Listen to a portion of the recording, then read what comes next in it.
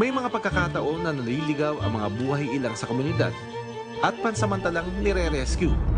Pero minsan, ang akala nating nakakabuti sa kanila, nagiging dahilan pa ng kanilang pagkakasakit.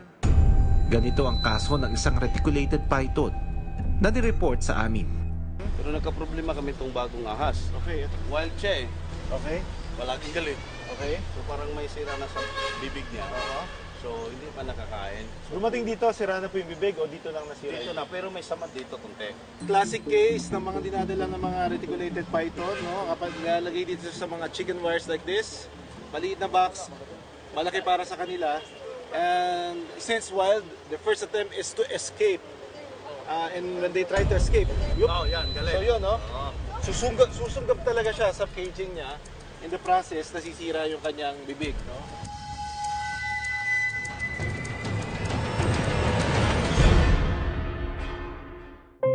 Malaki ang sugat sa bibig ng reticulated python.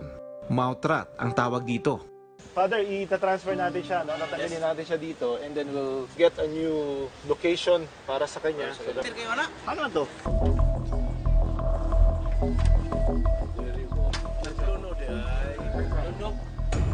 Nagdudugo na yung bibig niya, tsaka basag na. Halos namamaga na, swollen na ito, oh. At tsaka ito basag na. Ilang araw na lang, no? Sira Na ito. Itong balat niya dito, halos natuklap na na-expose na. So imagine mo yung pain niyan. Kaya hindi siya kumakain din. Of course, because of the new environment.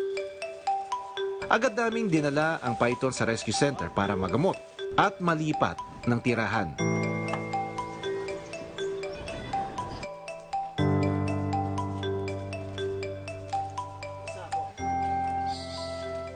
So 13 feet ang total niya. Since nga may mouth rat siya, gagamutin mo natin, bigyan natin ng antibiotic tsaka ng vitamins, no, para mas mabilis siyang gumaling. Ita-transfer natin siya dito sa kanyang temporary enclosure. Binigyan natin ng antibiotics at sa mga gamot at saka vitamina na ibibigay sa kanya. Hopefully in a matter of few days to maybe a couple of weeks, pwede na siyang pakawalan dahil magaling na yung kanyang bibig. So this is female. Eventually, kapag nawala na yung pain to sa bibig, mag-start na rito kumain. No? Pero mas maganda, hindi mawala yung wild instincts niya, no? Kumain siya. Importante na hindi na chicken wire ang kanyang kulungan para maiwasan ang paglalapa ng mouth rat.